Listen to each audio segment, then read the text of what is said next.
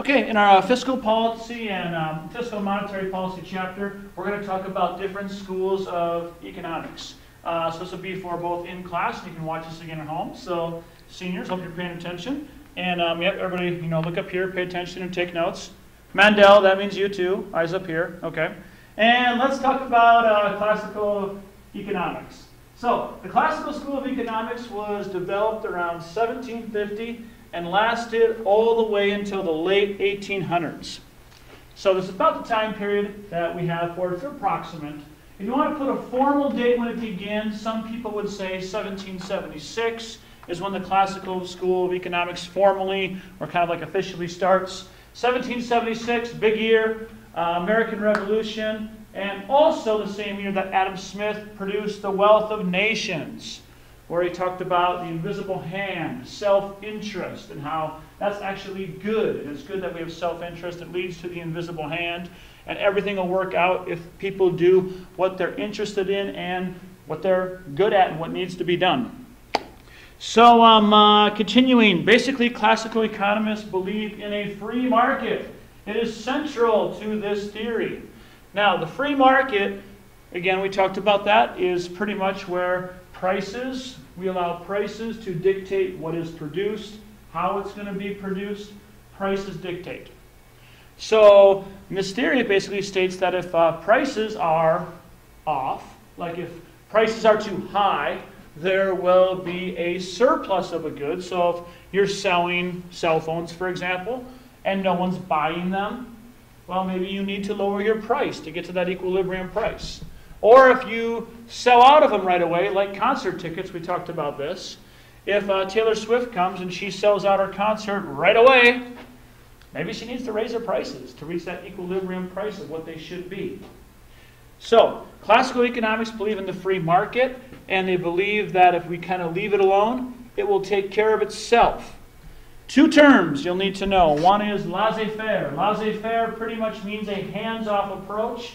It means that the government shouldn't be too involved, that they should kind of stay out of it, protect private property, but besides that, the government should pretty much take their hands off and allow things in the economy to correct themselves.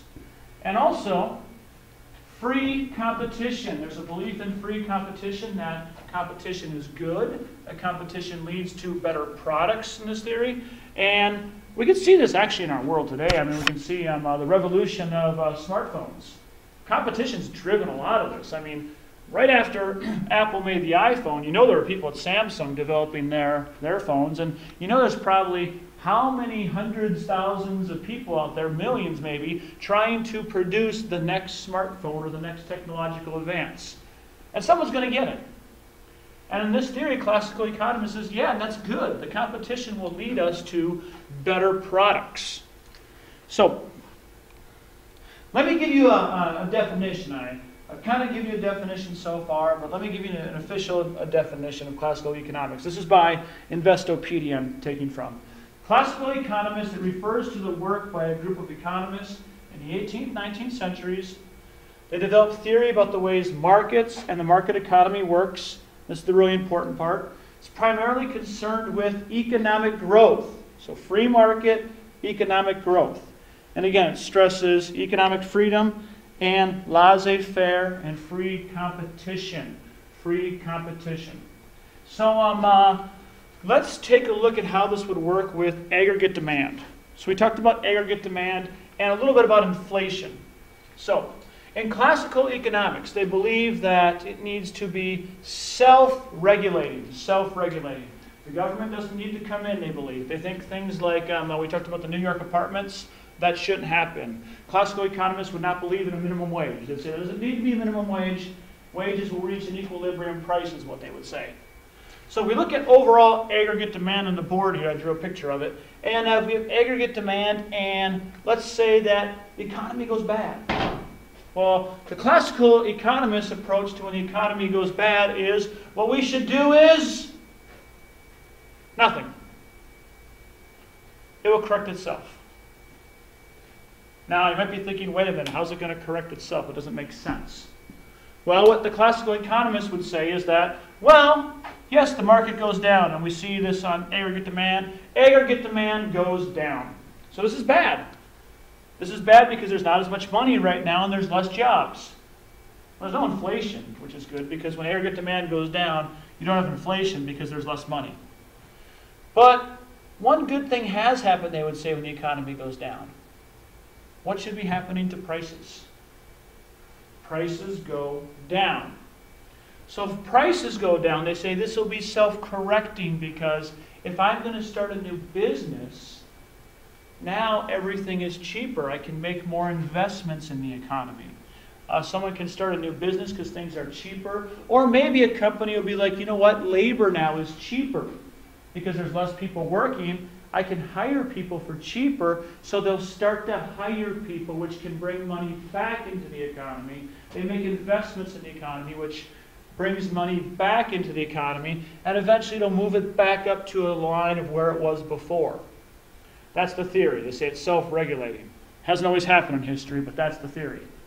Now, on the opposite end, if the economy goes really well, they would say the opposite. If the economy is going really well, it's growing, there's lots and lots of growth. They actually say we don't want too much growth, but if there's lots of growth, what will happen is inflation will happen. Inflation is when prices go up. So when aggregate demand goes up, that means prices go up. And they would say this also is self-correcting, because if prices go up, people will hire less. People will make less investments because things are more expensive, and that will bring it back to where it should be. So they would say it's self-regulating with aggregate demand. If aggregate demand goes too low, well, things are on sale. Make investments. Companies will hire people.